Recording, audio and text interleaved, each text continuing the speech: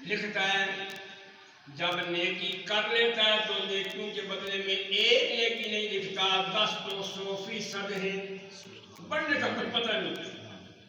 اب قرآن سے دلیل دوں، آپ سے پتہ نہیں کیسے کہہ دیے۔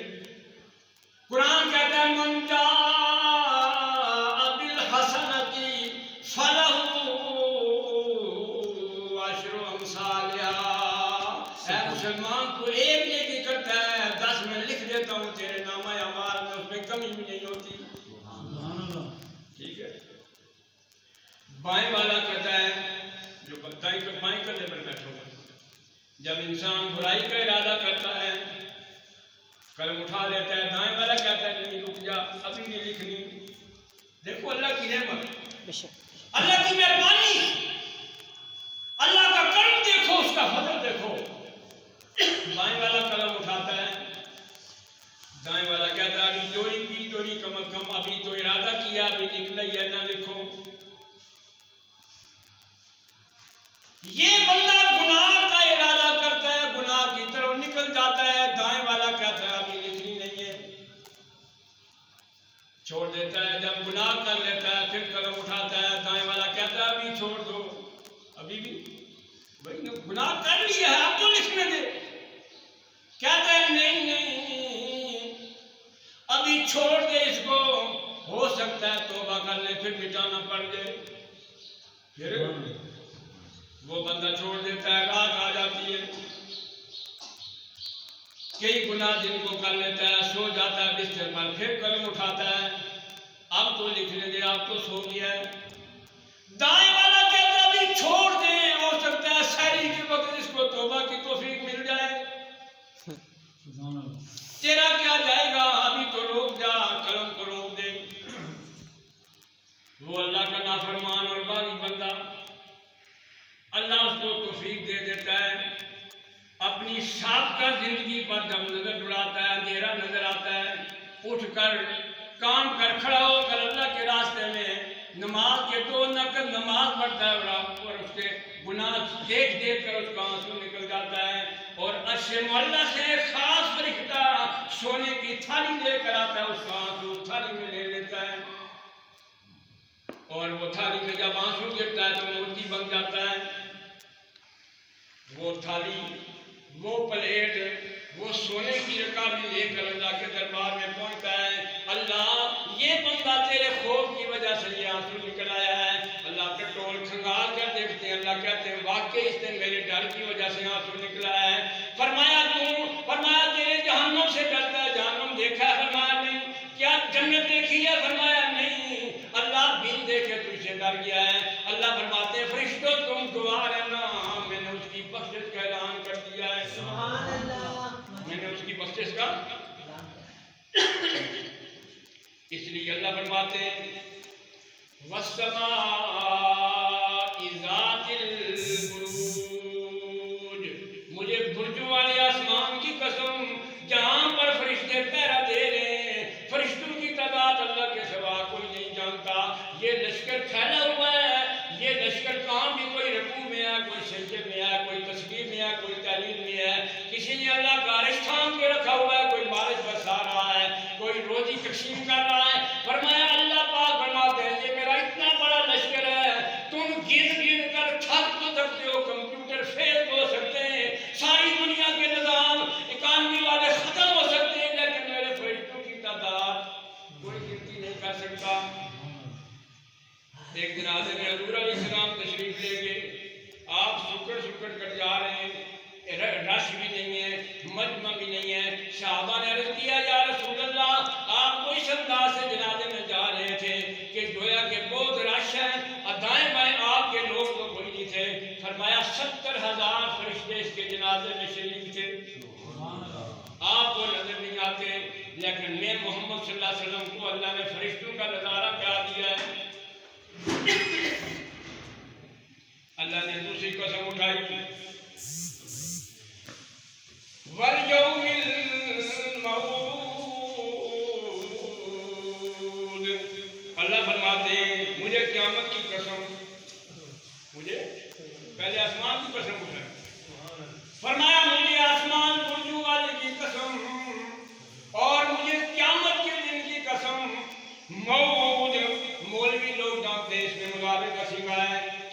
مطلب ہے اس کا مطلب یہ ہے اس دن کی قسم جس دن کا وعدہ دلاتے لوگ آ رہے ہیں. آدم نے وعدہ کیا، حضرت شیس علیہ السلام نے، موسیٰ علیہ السلام نے، حضرت نوح علیہ السلام نے، حضرت عیسیٰ علیہ السلام نے 1,20,000 پیغمبر کم بیش. تاریخ جبری کے مطابق، تاریخ دوسری کے خطون کے مطابق مختلف انبیاء علیہ السلام اپنے زمانے میں تشریف لائے. ہر پیغمبر نے وعدہ کیا کہ لوگوں قیامت آنے والی ہے، قیامت کے لیے تیاری کر لو. ہر نبی نے کہا ہے. اس لیے وہ فرماتے ہیں وَالْيَوْمِ الْمَوْعُودِ، مجھے قیامت کی قسم، اس لیے کہ سب سے بڑا حادثہ دنیا کے اندر، دنیا کی تاریخ میں سب سے بڑا حادثہ قیامت کا ہوگا، اس لیے میں قیامت کی قسم اٹھا رہا ہوں. تیسرا فرمایا وَشَاهِدٍ، مجھے قسم ہے جمعے کے دن کی، مجھے قسم ہے. شاہد اس میں مضارع، کیا مطلب؟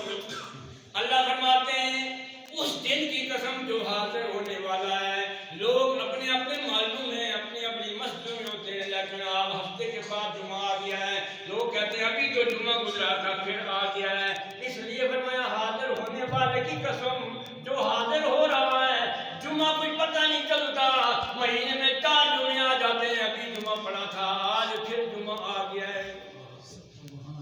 فرمایا وَشَاهِدٍ، حاضر ہونے والے کی قسم.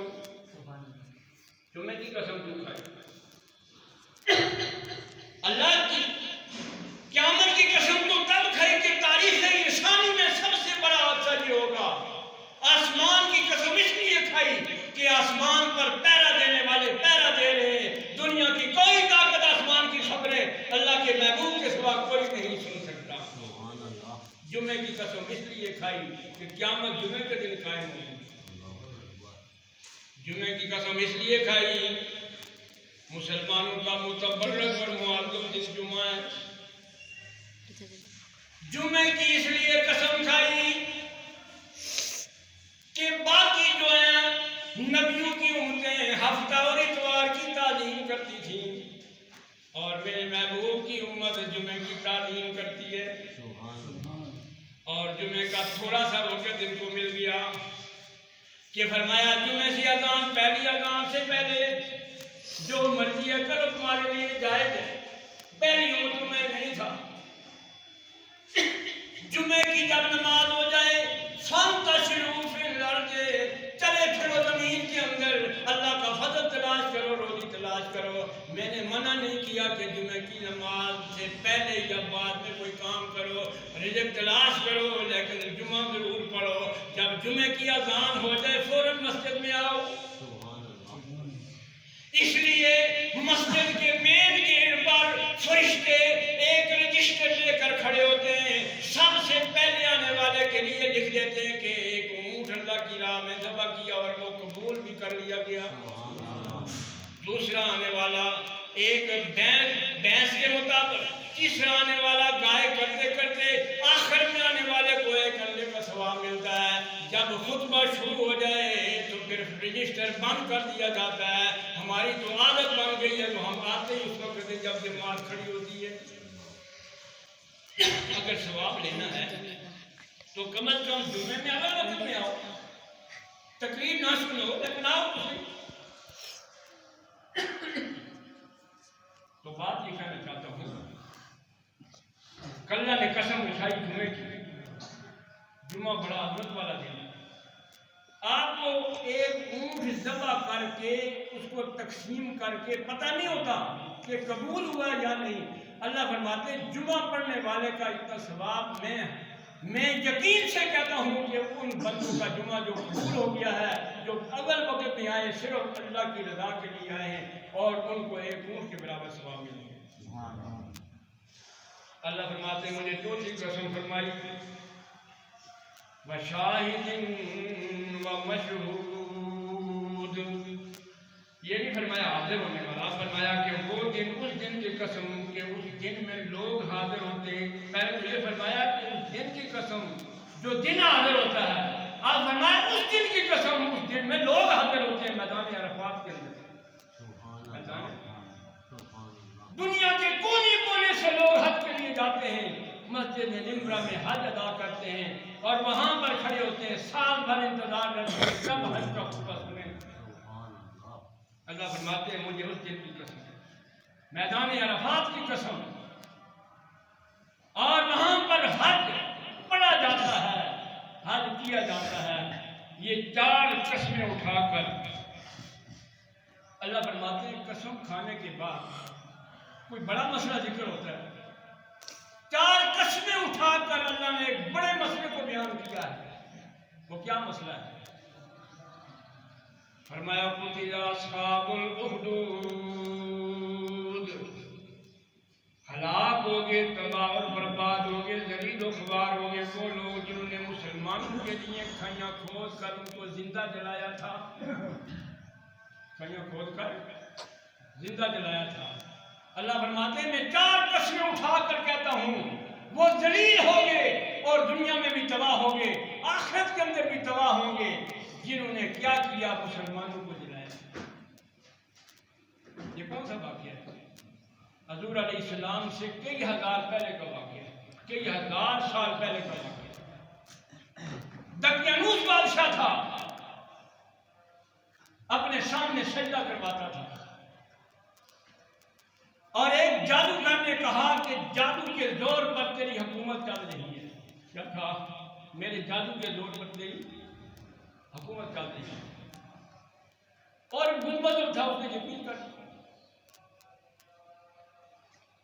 اس نے کہا جادوگر نے کہ اب تو میں قریب الموت ہوں، شیخ فانی کی عمر کو پہنچ چکا ہوں، ایک جوان بچہ دے دو جس کو میں علم سکھا دوں تاکہ میرے باتیں یہ حکومت جدید پچھلی چلتی ہے۔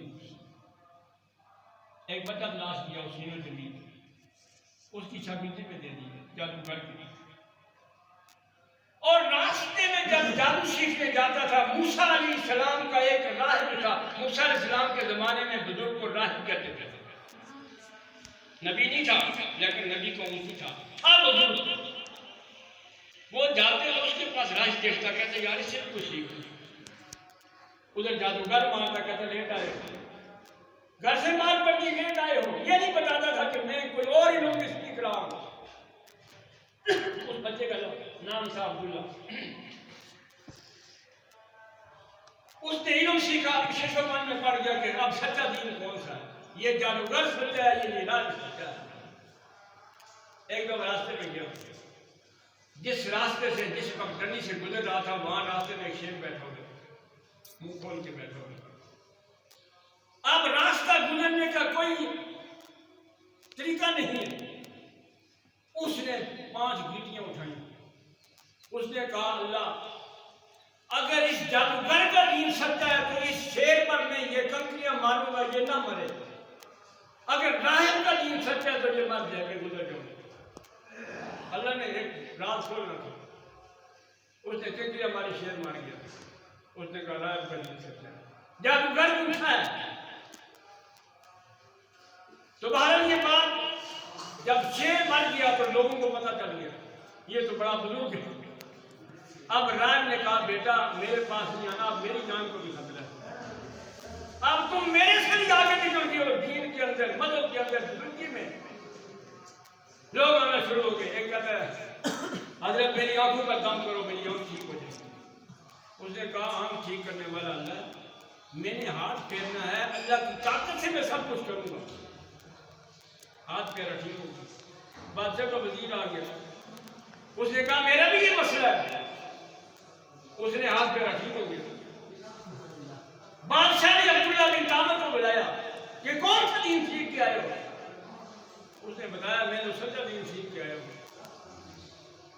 اب جلاد لوگوں کو کہا اس کو پہاڑی سے گرا دو، کئی ہزار آدمی نے اس کو پہاڑی سے جب گرایا وہ بچ گیا اور گرانے والے خود مار گئے۔ آپ سمندر میں اس کو ڈالنے کی کوشش کی، جو سمندر میں اس کو غرق کرنے کے لیے گئے تھے وہ خود غرق ہو گئے۔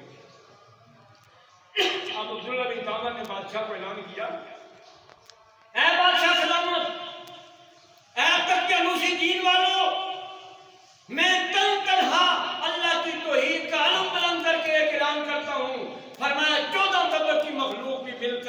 خود نہیں دے سکتی. ہاں میرا تیر ہو، میرا کمان ہو، میری کان پٹی میں مارو، اللہ اکبر کے لفظ چلا بلند ہو کے میں مار جاؤں گا، اس کے بغیر میرے مارنے کا کوئی طریقہ نہیں.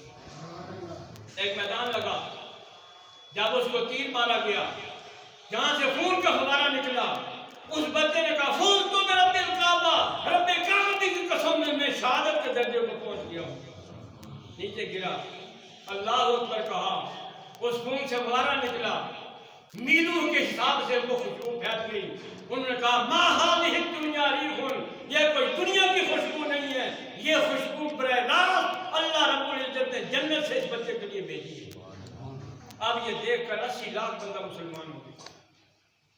تو قرآن کہتا ہے اس مسلمان 80 لاکھ مسلمانوں کو جب بادشاہ نے ان کو ہلاک کیا، بادشاہ نے جب ان کو آگ میں ڈالا، اب قرآن کیا کہتا ہے؟ قتل اصحاب الحدود النار، ہلاک ہو گئے کھائیاں کھودنے والے. وہ کھائیاں کیا تھیں؟ النار ذات الوقود،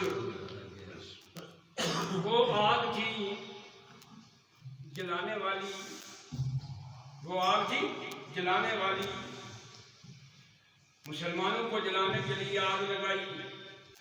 اِذْهُمْ عَلَيْهَا قُعُودٌ، جبکہ اس آگ کا بیٹھ کر کافر تماشا دیکھ رہے تھے.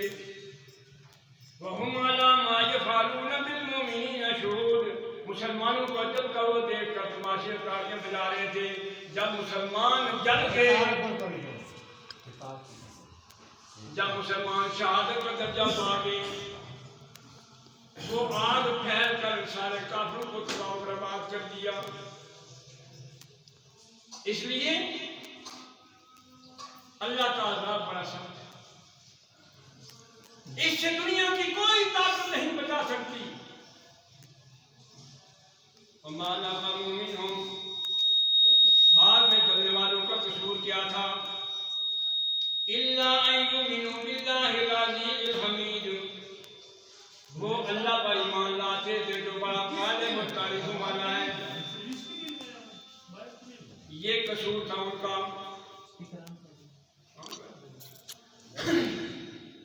یہ قصور تھا ان کا. اللہ پر ایمان لائے تھے، شہادت کا درجہ پا گئے. حضور کا زمانہ گزرا، حضور علیہ السلام سے کئی سو سال پہلے زمانہ گزرا. ابو بکر صدیق کا زمانہ 2 سال اور کچھ مہینے گزرا. حضرت عمر کی 11 سالہ خلافت گزری، اور ایک مفتوح علاقے میں مورچہ کھول رہے تھے. حضرت عمر کے زمانے میں جب کھدائی کر رہے تھے، اس بچے کی لاش نکل گئی. کئی صدیوں بعد میں دیکھا کہ کفن میں میلا نہیں. ہاتھ اٹھایا تو خون کے فوارے نکل رہے تھے. حضرت عمر نے قرآن کھولا، بار بار سورۃ بروج پڑھتے ہیں، اس بچے کے چہرے کی طرف دیکھتے ہیں. فرمایا یہ وہی بچہ ہے جس کا سورۃ بروج میں ذکر ہے. اور اللہ نے مٹی پر حرام کر دیا ہے کہ اس کے کفن کو میلا کرے یا اس کے جسم کو.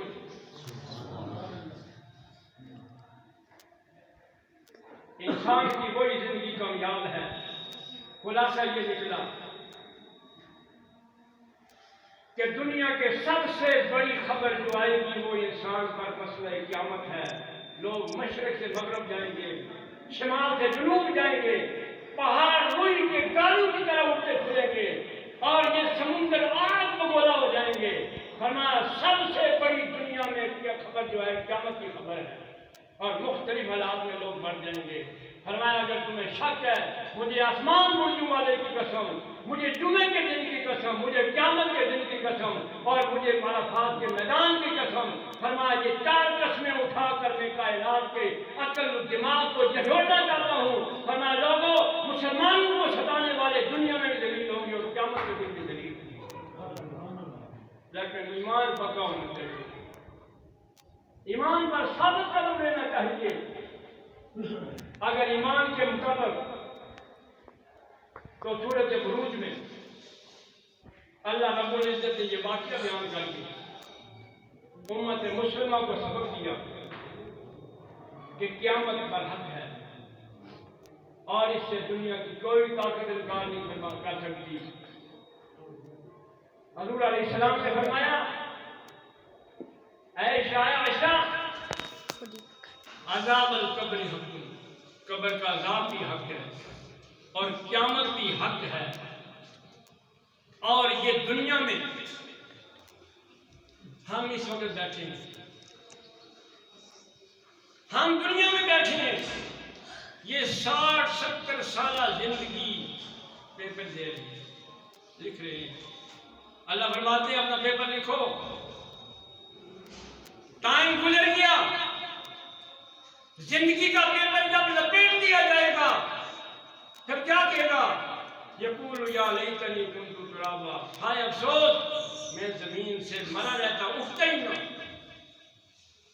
یہ پیپر جب لپیٹ دیا جائے گا کیا کہ ربنا ابصرنا وسمعنا فرجعنا نعمل صالحا. اللہ دنیا میں ایک دن اور دے دے میں تاکہ سجدے سے سر نہ اٹھاؤں. اللہ فرمائیں گے اولم نعمرکم ما یتذکر فی، کیا تجھے مدت عمر کی جوانیاں، ادھیڑ پن، صحت اور سارے کرام اور اناج کے سارے سامان دے رکھے تھے، اس وقت تو نے کچھ نہیں کیا تو ایک دن میں تو کیا کرے گا؟ وجاءکم النذیر، 1,24,000 پیغمبر تجھے ڈرانے کے لیے آئے، اس وقت تو نے کیا کیا؟ فذوقوا، چکھو عذاب، فما للظالمین من انصار. اب تمہیں بچانے والا دنیا میں کوئی بھی نہیں ہے اور آخرت میں بھی بچانے والا نہیں ہے. اللہ پاک سے دعا ہے اللہ پاک مجھے بھی آپ کو سمجھنے کی، سننے کی اور عمل پیرانے کی توفیق عطا فرمائے. سنتے پڑھیں.